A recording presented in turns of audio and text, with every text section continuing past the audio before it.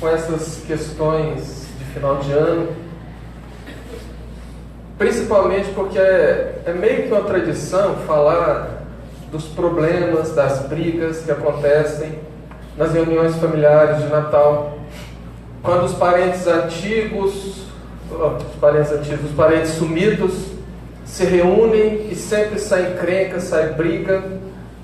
E talvez porque, graças a Deus, isso nunca tenha acontecido na minha família, eu achava que não acontecia, mas esse ano eu fiquei sabendo de 3 histórias de pessoas bastante próximas que contaram de encrencas que tiveram na ceia de Natal. Inclusive, a mãe de um colega tinha acabado de sair da igreja e, quando chega em casa para a ceia de Natal, brigou com meio mundo por conta de um portão que foi esquecido aberto e tinha acabado de rezar. E nós ficamos observando então as famílias, porque se a gente for fazer uma análise sociológica, materialista, a impressão que se dá e a conclusão que se pode chegar é que as famílias estão num declínio muito forte e que talvez a família seja uma instituição em vias de extinção. Isto numa análise sociológica materialista. Mas quando nós olhamos pelo foco da doutrina espírita, nós podemos compreender porque, por exemplo, não existe nenhuma família perfeita no mundo. Porque, por exemplo, todas as famílias têm pessoas complicadas. Por que às vezes desgraças assolam famílias inteiras? Por que é tão complicado viver em família? E por que as famílias estão tão destroçadas? E é essa análise hoje que nós faremos à luz da doutrina espírita, para que a gente possa tentar compreender mais ou menos, no resumo muito rápido, os porquês disso. Porque, em verdade, quando nós observamos as famílias e fazemos um mergulho na realidade da grande maioria, nós vamos perceber nitidamente que é um reflexo da nossa sociedade.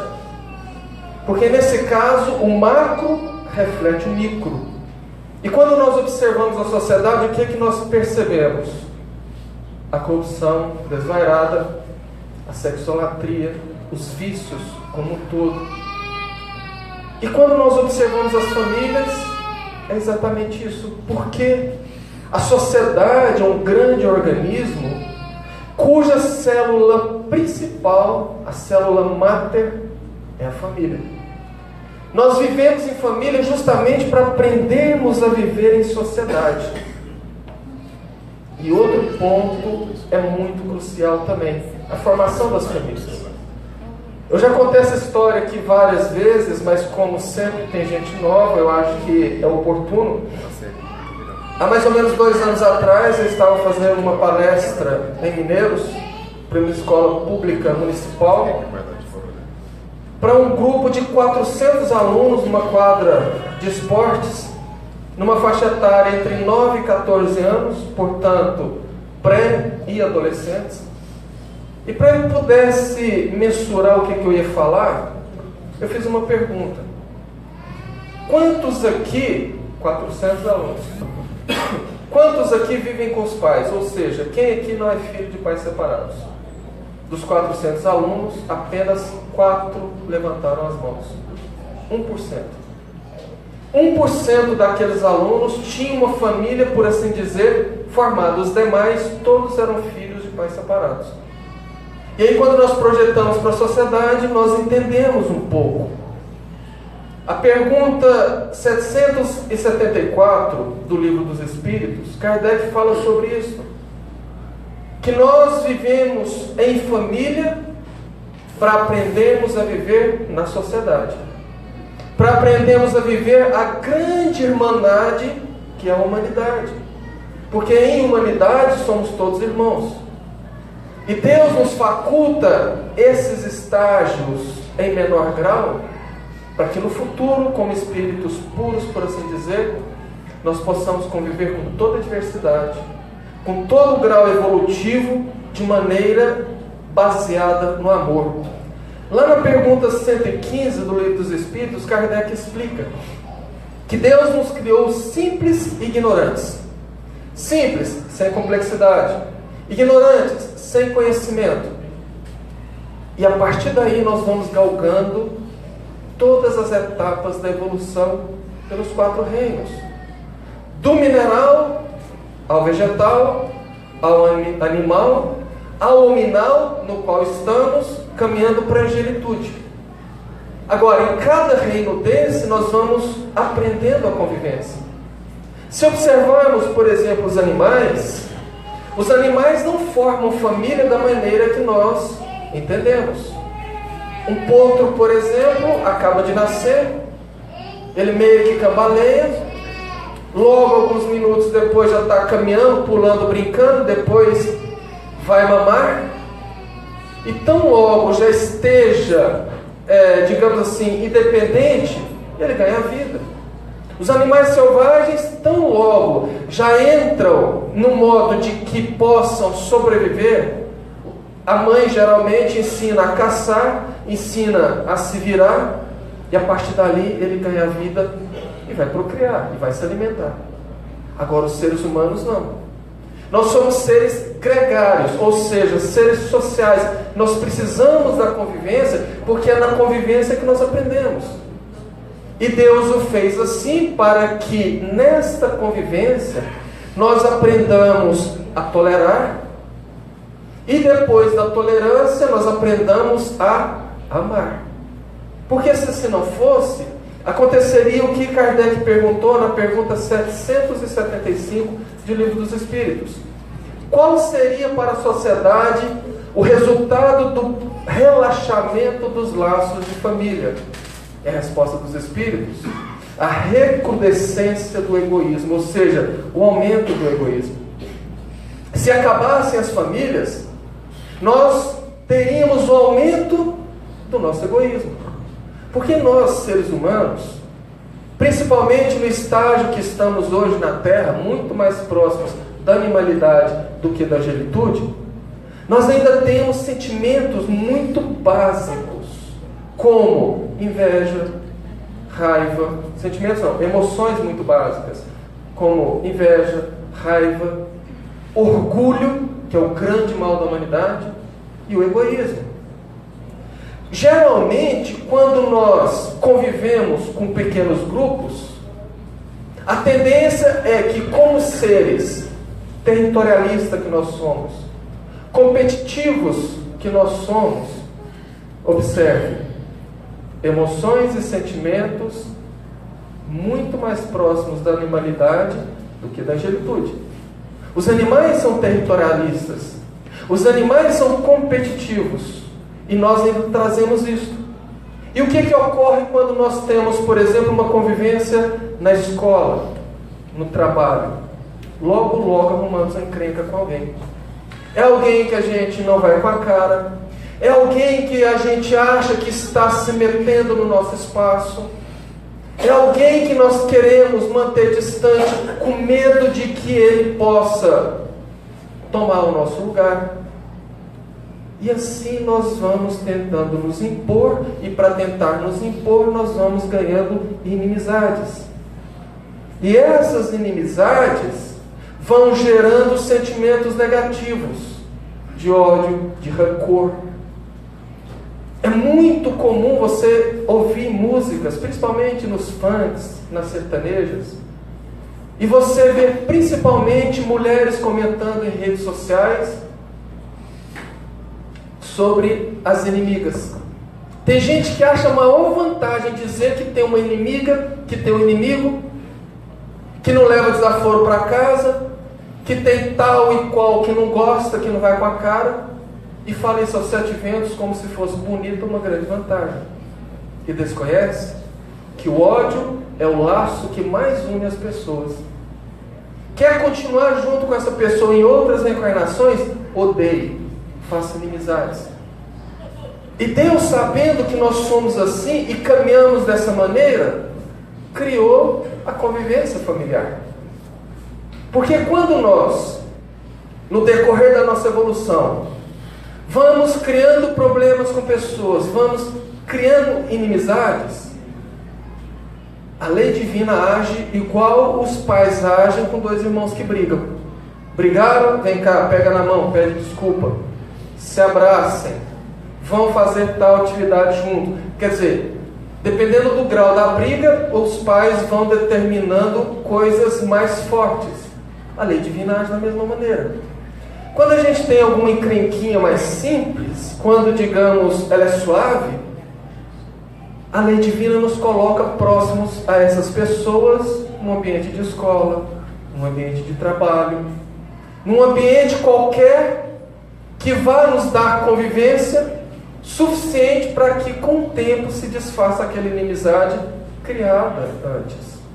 Agora, quando esse problema é mais complicado, Deus nos coloca onde? Em família. Por isso que daí nascem situações como pessoas dizerem: eu não pertenço a essa família, eu sou totalmente diferente de todo mundo, parece que eu sou o patinho feio ou peixe fora d'água. Tudo bem, você pode não ter a afinidade com todo mundo, mas lembre que Deus não erra, porque a doutrina espírita nos esclarece que nós temos os parentescos corporais e os parentescos espirituais. Quando somos de parentesco espiritual, nós temos muita afinidade, muita alegria de convivência, de estar juntos. Quando os parentescos são apenas corporais, essa convivência ela é muito superficial.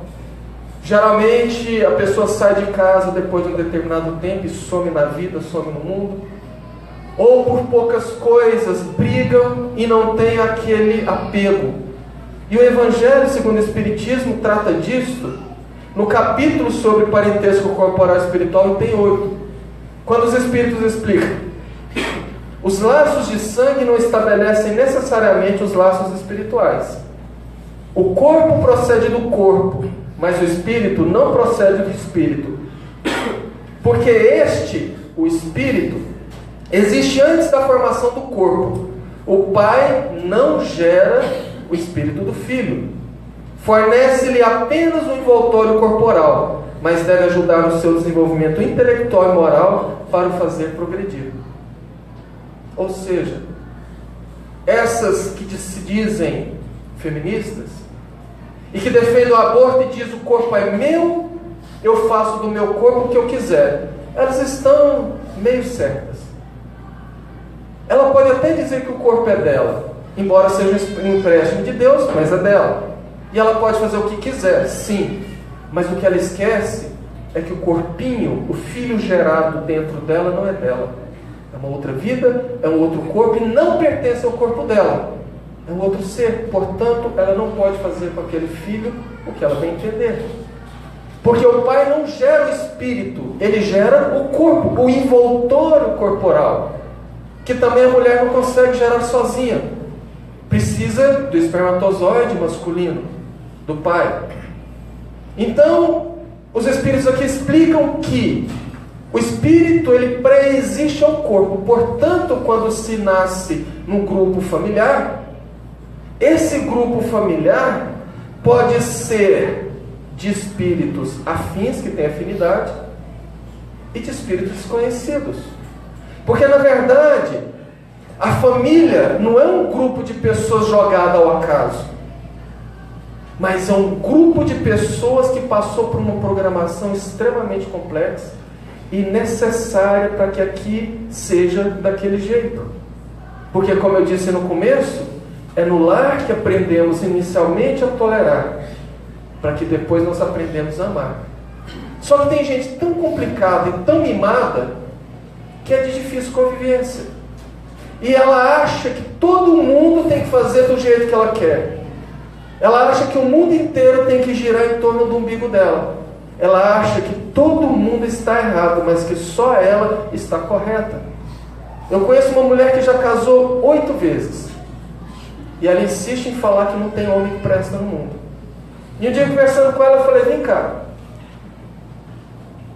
você já passou por 8 casamentos e continua achando que são os homens que não prestam? Será que não é você que está com algum problema? Que não consegue se fixar a ninguém? Ah, mas eu não sei por que disso, porque daquilo eu oro tanto, peço a Deus para me dar paciência, eu peço a Deus para me dar resistência. E muita gente acha que Deus age como mágico. Você pede a Ele para te dar paciência, Ele vem com a varinha mágica e plim, você passa a ser uma pessoa paciente, sem esforço, sem nada, o que é um grande equívoco. Devemos e podemos pedir ajuda a Deus nesses pontos? Claro, só que Deus responde do jeito dele. Oh meu Deus, me dá paciência, por favor. O que Ele faz? Ele te traz para a sua convivência uma pessoa complicada, para que você possa exercitar a paciência. Ah, meu Deus, me ajuda a ser mais calmo, eu sou muito nervoso, eu sou muito nervosa. Sim, e Ele te coloca em situações que vão colocar à prova o seu nervosismo, para que você desenvolva isso. E esse é o ponto crucial das famílias. Porque a sabedoria divina reúne em grupos familiares espíritos que têm afinidade, que já conviveram em outras encarnações e, portanto, se amam, para formar um grupo coeso, um ninho de acolhimento para receber ali os grandes inimigos do passado. Para que, durante a convivência, no decorrer da vida, possa se desfazer as inimizades. É por isso que não existe família perfeita. É por isso que em toda família sempre tem um problema. Ou o irmão não tolera outro irmão, ou a mãe não dá certo com a filha não dá certo com a mãe, o pai não dá certo com o filho. E de repente a filha reclama, minha mãe me odeia, mas ajuda todos os meus irmãos. Não é. É porque entre aquele grupo, ela com os irmãos, já existe uma afinidade. E vocês existem uma rixa. Vocês existem alguma coisa que estava complicando a convivência e, portanto, reencarnaram juntos para desfazer isso. Mas a regra geral também é por afinidade. Porque tem gente que diz assim, não, eu não pertenço a essa família, não tem nada a ver com eles. Tem. Repito, Deus não erra. Mas nós somos reunidos por afinidade também. Pessoas que fazem coisas juntos durante uma vida, equivocando-se, errando-se, como por exemplo, criminosos que praticam crimes juntos, reencarnam em famílias para fazerem os resgates juntos. Por isso de tantos problemas e dores que assolam famílias inteiras, acidentes que assolam famílias inteiras, doenças que assolam famílias inteiras. São esses grupos voltando. Eu conheço uma família de 8 irmãos. Hoje eles já estão aí, esses irmãos, na casa dos 60 e poucos anos. E o interessante é que eles são muito gananciosos, por assim dizer, todos eles. A grande parte da família tem um timbre comercial invejável, construíram ao longo da vida um patrimônio invejável dentro do comércio. Só que um dos irmãos, um desses 8, não tem esse timbre comercial, embora seja alguém muito ganancioso, muito materialista. Em algum determinado momento da vida, ele foi à falência no negócio que ele tinha, arrastando parte do patrimônio dos irmãos que o avalizaram, e o resultado? Há 20 anos, os irmãos simplesmente o isolaram, ninguém conversa com ele. Mostrando que a preocupação daquela família naquele momento não é a amorosidade, não é a familiaridade, são os interesses materiais. Porque o correto seria a família toda se unir e apoiar o irmão que caiu, reerguê-lo, dizer que embora parte do patrimônio foi embora, a gente reconstrói de novo, o importante é a união familiar, mas não. Há 20 anos ninguém conversa com ele.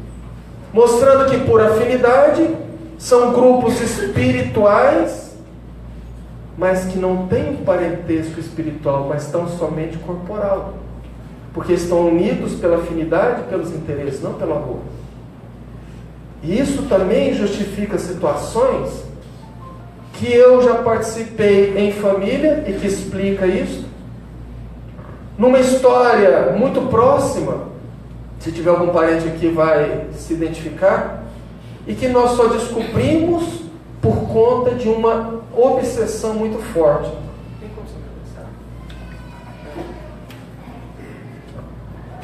Um tio que é uma pessoa extremamente trabalhadora, honesta, de verdade, aquele honesto à moda antiga, tudo que ele fazia na vida não dava certo. Todo negócio que ele entrava não ia para frente depois de um tempo. E a luta deles era constante, era difícil. Os filhos da mesma maneira, inclusive um dos filhos, primo meu, teve um problema renal muito sério que o obrigou a sair de Jataí para fazer o tratamento que à época não existia aqui. E antes dele ter esse problema renal, ele vivia às voltas com doenças. Às vezes eram acidentes de moto, ele já bateu 12 vezes, já ficou em UTI, vivia remedado, e teve esse problema renal que teve que ir para Londrina. Ele esteve há mais ou menos 30, 40 dias da morte, segundo os médicos, quando conseguiu o transplante de rins. Foi o que salvou a vida dele. E a vida deles, sempre muito difícil, muito dolorosa, cheia de muitos problemas. Inclusive, a única filha desencarnou com menos de 40 anos com câncer. E por conta dessa situação, obviamente, a família se preocupa, e por sermos espíritas, nós temos um costume na família que é fazer o culto no lar, não da família primária, que seria eu, meus irmãos, meus pais, mas os irmãos do meu pai, há mais de 50 anos, por sugestão da minha avó paterna, se reúne no último sábado de cada mês para fazer o culto do Evangelho. E ela deu essa ideia para que durante o tempo a família não se desagregasse, cada um vai viver sua vida. Então, sempre no último sábado, numa escala de casas, nós vamos nos reunindo e fazendo o culto. E foi sugerido que se fizesse um culto em especial para a família do meu tio, que estava passando momentos muito difíceis. Nós então nos reunimos no último sábado daquele mês. Eu era criança, mas me lembro muito bem disso. E durante o culto que foi na casa dele, tinha uma pessoa da família, que é médium clarividente, e narrou que durante as orações entrou pela porta, ela viu um espírito vestido como um peão de boiadeiro, magro, alto, chapéu, cinto, bota, mas peão de boiadeiro brasileiro, tá? Não era nada de fivelão, chapéu de cowboy, não. E aproximou dela e diz: dá um recado para ele. E apontou para o meu tio: fala para esse sujeito que não adianta rezar não, que tudo que ele fizer nessa vida que eu puder atrapalhar, eu vou atrapalhar. Sabe por quê? Eles, e apontou para todos, eram funcionário dele, que era um dos fazendeiros mais ricos que tinha numa determinada região. Ele tinha tanta terra que onde você olhasse e as vistas alcançassem era a terra dele. E ele tinha um costume: tudo que entrasse cerca dentro da propriedade dele, era dele. E eu voltando com uma comitiva, depois de vários meses, eu tive que buscar esse gado e, portanto, receber e trazer dinheiro, porque a minha esposa estava grávida, quase dando à luz, e precisava daquele dinheiro para remédios e comida. Eu voltando já bastante atrasado na viagem, não tive condições de dar a volta à fazenda, que era muito grande. Resolvi então atalhar. E quando nós entramos, fomos cercados, e o costume deles, que eram os funcionários, era atacar quem entrava, roubar tudo que tinham e matar as pessoas. E ele, apontou para o meu primo, o do transplante de rins, era o que jogava todo mundo de cima da serra. Ou seja, ele já vinha pela vida resgatando esses ferimentos através dos acidentes que ele mesmo causava, através das doenças, inclusive do rim.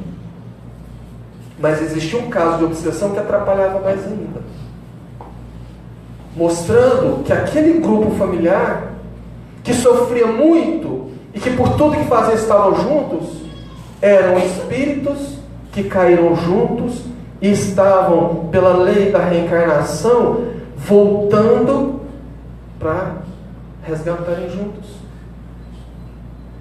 E nada acontece por acaso, porque esses rivais do passado também retornam e se unem através dos laços justamente para isso, e são os familiares complicados.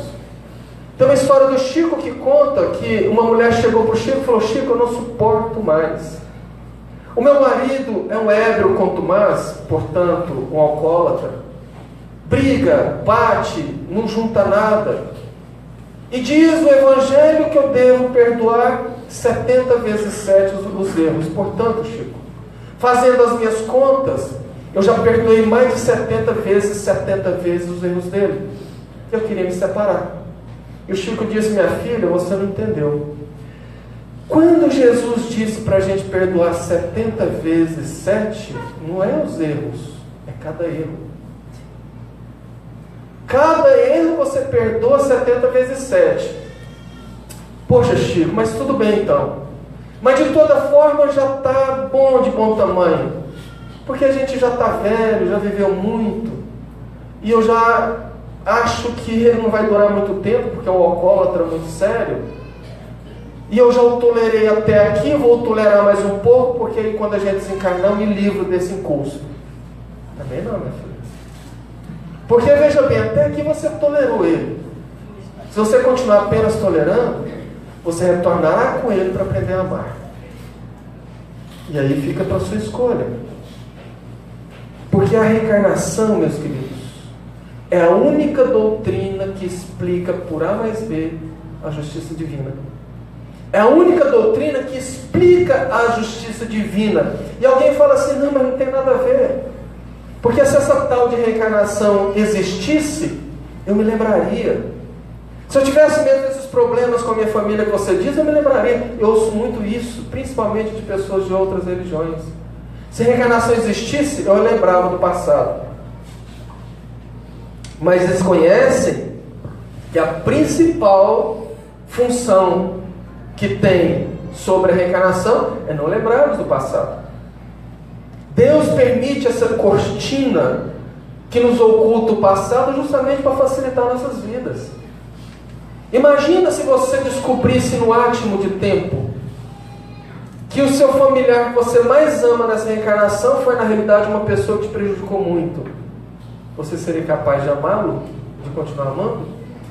Se você descobrisse que você fosse alguém que levou uma vida digna de vergonha, você viveria com tranquilidade, encararia as pessoas, a sua família, iria para o centro, para o trabalho? Também não. Por isso que nós esquecemos. Por isso que nós não devemos ficar muito que removendo. Porque hoje existem situações onde, através da hipnose, por exemplo, pessoas voltam e recordam alguma coisa do passado. Mas que equivocadamente muita gente acha que a TVP, terapia de vivências passadas, você recorda as suas reencarnações. E não é isso. Porque se fosse assim, nós estaríamos burlando uma lei divina, que é do esquecimento. Na realidade, a TVP, ela faz você voltar ao ponto do trauma, para que você resolva aquele ponto e possa fazer a grande catarse. Só que ela é algo extremamente sério. Que as pessoas não podem se meter a ler meia dúzia de livros e se lançar a fazer regressões às pessoas, porque se nós esquecemos, existe um propósito, e um propósito sério. Lembra? Deus não erra. E eu conheci um caso muito grave. Uma adolescente que morava em Volta Redonda, no Rio de Janeiro, e era uma menina que não dava certo com ninguém em casa. Não dava certo com os dois irmãos e muito menos com a mãe. E por ela ser a única que não dava certo com ninguém, fizeram todo tipo de tratamento. Levaram psicólogos, psiquiatras, no centro, na Umbanda, na igreja evangélica, tudo, e a menina não saiu daquilo. E um dia, uma amiga, a grande amiga, né, todo mundo tem aquela grande amiga, deu a grande ideia de... Existe a doutora fulana que faz regressão. Por que você não leva ela lá? Isso só pode ser coisa de outra existência. E ela levou a filha. Numa dessas que fazem regressão, que, como eu disse, não são nem espiritualistas, que não fizeram, ela não fez nem a anamnese com a garota, conversou por alto com a mãe e já botou ela no divã e a induziu a hipnose. E a menina regrediu, e quando ela voltou, se ela já tinha uma convivência difícil, a convivência ficou impossível. Ela saiu de casa, abandonou a família e nunca mais ninguém a viu ou teve notícia. Sabe por quê?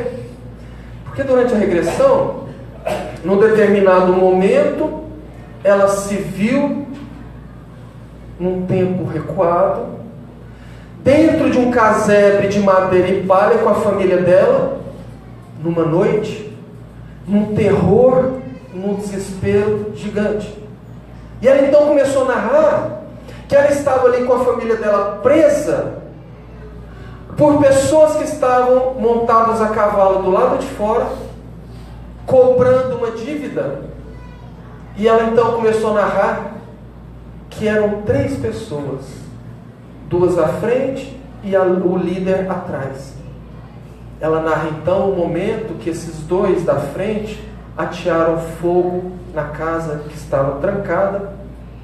E ela narra o desespero de ver ela e a família sendo asfixiados e queimados vivos, enquanto os 3 lá fora gargalhavam. E ela identificou nitidamente os 2 que atiraram fogo, quem que era? Os 2 irmãos. E o líder, quem que era? A mãe. Percebeu? Porque a reencarnação nos faz esquecer dos fatos, dos acontecidos, mas nós não esquecemos das emoções. Por isso que às vezes nós nos aproximamos de pessoas que a gente nunca viu e tem aquela afinidade total. Ou aproximamos de quem a gente nunca viu e detestamos de primeira cara e ainda dizemos assim: não, meu santo não bateu com o dedo. Acho que não, porque se o seu santo existir, ele deve ser um espírito evoluído. O espírito evoluído não vai deixar de bater contra o espírito evoluído. Então quem bate ou deixa de bater somos nós, não são os santos, os anjos da guarda. O problema é que nós não lembramos do acontecimento, mas as emoções ficam, e nós aproximamos de alguém que nós tivemos um desafeto e o coração vibra diferente, bate diferente. E isto é muito sério, porque isso vem explicar situações como a que eu vi hoje no jornal, que aconteceu, se não me falha a memória, em Rio Verde, esse final de semana, e chocou a cidade toda, onde um pai assassinou a filha e botou fogo na casa. Não raramente nós vemos situações de pais, de tios que estupram os enteados, os filhos, os sobrinhos, os netos.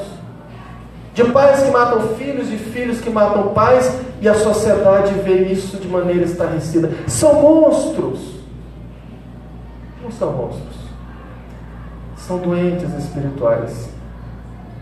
São pessoas que não superaram as emoções do passado. Porque nessa sugestão de formar famílias, Deus nos coloca também os inimigos, só que às vezes a inimizade é tão grave, é tão séria, que eles que estão juntos não superam. E no momento de exacerbação das emoções, vem o crime, que geralmente vem depois de uma agressão, que geralmente vem depois de uma agressão verbal. Um xingamento, o outro orgulhoso revida, ameaça, para não levar desaforo para casa, agride, o outro revida e vem o crime. E quando a ficha cai, o sangue esfria, vem o horror de ver que matou um filho, que matou um pai. São os inimigos do passado. Os estupros em família são os inimigos do passado, são os ex-amantes do passado, que às vezes tinham uma atração muito forte, que chegaram a situações deprimentes, dolorosas. Deus então os traz novamente dentro de uma família, não se lembra dos fatos, mas a emoção persiste, e por serem espíritos que ainda não dominaram aquelas sensações, aquelas emoções, aqueles sentimentos, falem novamente através do sexo. Eu li numa revista Veja, há 2 meses atrás, e busquei na internet. Saiu recentemente num programa da TV australiana, 7 Minutes, é como se fosse o Fantástico de lá, o caso de um casal consciencioso, ou seja, que concordaram, que vivem juntos e são pai e filha. O pai casou com a mãe dela, quando ela nasceu, se separaram logo depois, e ele sumiu, e 40 anos depois ela narra que ela, buscando o avô para conhecer a neta, a filha dela, quando achou o avô com quase 60 anos, e ela com quase 40, ela disse que não viu o pai dela, viu um homem, que ela olhou para aquele homem de maneira diferente, que ela sentiu uma sensação diferente e começou a o desejar como homem, não como pai. E ele também. E de maneira consentida, então passaram a viver juntos, correndo o risco, inclusive, de serem presos, porque a lei australiana não permite isso. E eles explicando que isso é muito mais comum que se pensa. Tanto que os psicólogos chamam isso de atração sexual genética. E que a doutrina espírita explica com muita naturalidade. São os ex-amantes do passado retornando. No livro Nosso Lar, de André Luiz, no capítulo 46, a mãe de André Luiz, que à época habitava uma esfera superior à esfera de Nosso Lar, visitando André Luiz, contou para ele, dando notícia do pai, e dizendo que o pai vivia numa esfera muito inferior, junto com as 2 ex-amantes. Porque quando eram reencarnados, o pai de André Luiz tinha 2 amantes e mais a esposa, e ao desencarnar, as amantes viraram obsessores dele e sofriam muito por conta da perturbação e do atraso espiritual, e ela então pediu, olha a questão da evolução espiritual, ela pediu para que retornasse à Terra, de maneira que ela fosse novamente se casar com o ex-marido, o pai de André Luiz, Laerte, para receber as 2 amantes como 2 filhas. Olha a barril de pólvora.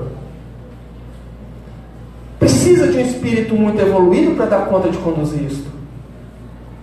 Mas fatalmente será uma situação onde o pai, como uma situação que eu conheço, de há muito tempo atrás, uma amiga minha me ligou chorando, coisa de uns 10 anos, dizendo que estava tomando banho, de repente ela ouve um barulho. Detalhe, ela me ligou pedindo ajuda para levar o pai até o centro médico, porque ela estava tomando banho, de repente ela ouve um barulho, quando ela olha o pai tentando olhar ela tomar banho pela janela do banheiro, escorregou, caiu, bateu a cabeça e cortou. São essas situações. Agora, em casos extremos, os laços familiares se apertam, porque Deus, nos tendo como filhos, e portanto somos irmãos, Ele não quer que haja ódio, Ele não quer que haja desequilíbrio, e a lei de reencarnação age perfeitamente. Meu pai guardou uma revista, a antiga revista Machete, porque há 30 anos atrás não tinha a mídia que tem hoje, não tinha internet, portanto as informações eram mais restritas e difíceis. E ele guardou uma revista Manchete da década de 1970, que narrava a história de gêmeos siameses aqui no Brasil, na Bahia, que à época chocou todo o país. Talvez, não sei, quem tiver aqui acima de 60, 70 anos, deva lembrar. Mas nasceu então, na Bahia, 2 crianças que pareciam uma letra Y. Eram 2 corpos unidas pelo tronco.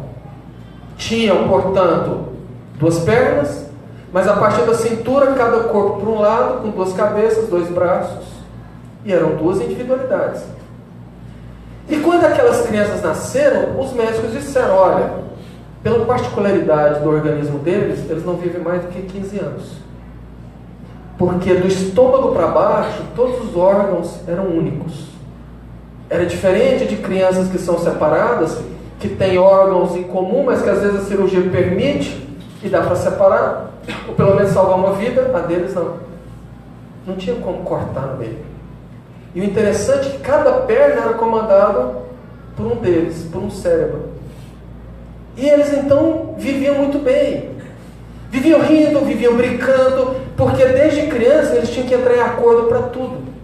Para caminhar eles tinham que estar em acordo, porque cada um comandava uma perna. E eles tinham que andar abraçados por causa do centro de gravidade, como eles eram virados cada um para um lado, tinham que se abraçar e aprender a caminhar, aprender a correr. Mas tudo tinha que entrar em acordo. Se um quisesse comer, o outro tinha que querer, porque senão não ia lá. E eles tiveram que viver praticamente abraçados, em acordo para tudo. Não desencarnaram aos 15, mas aos 17, um deles desencarna primeiro. E a reportagem narra o desespero do outro, chorando e gritando, dizendo assim, eu não tenho medo porque eu vou morrer. Eu estou chorando porque o meu irmão está morto aqui do meu lado, eu amo demais. E 10 minutos depois ele desencarna também. Uma década, 2 décadas depois, não me recordo, Chico Xavier, em Uberaba, recebe a mensagem dos gêmeos, dizendo que desde a Grécia Antiga, eles vinham numa briga de inimizade tremenda, que a época da Grécia, por conta de uma mulher, se mataram. Depois reencarnaram mais à frente como colegas de trabalho, por conta de rivalidade, se mataram. Depois reencarnaram novamente como irmãos, se mataram. Como pai e filho, se mataram. Como esposa e esposa, se mataram. Até um ponto que eles falaram, chega. E pediu a Deus uma situação de proximidade tão que não fosse possível aquilo.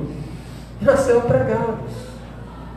Então quando a gente tem um olhar diferente, a gente vê não uma aberração da natureza como a grande maioria, mas a beleza da lei divina, o amor de Deus, a beleza da reencarnação, que nos permite condições para desfazermos essas inimizades em família.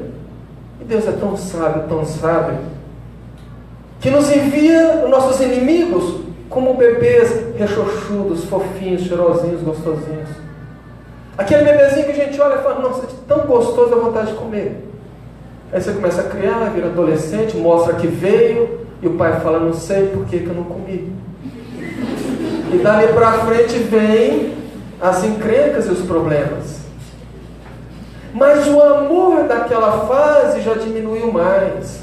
As dificuldades naturais que as famílias se apresentam no dia a dia já diminuíram mais. A dor e o sofrimento já fez acabar aquelas rixas. Essa é a função das famílias. Emmanuel, no livro O Consolador, na pergunta 175, perguntaram para ele: o Instituto da Família organizado no plano espiritual antes de se projetar na Terra? E Emmanuel responde: o colégio familiar tem suas origens sagradas na esfera espiritual. Em seus laços reúnem-se todos aqueles que se comprometeram no além a desenvolver na Terra uma tarefa construtiva de fraternidade real e definitiva.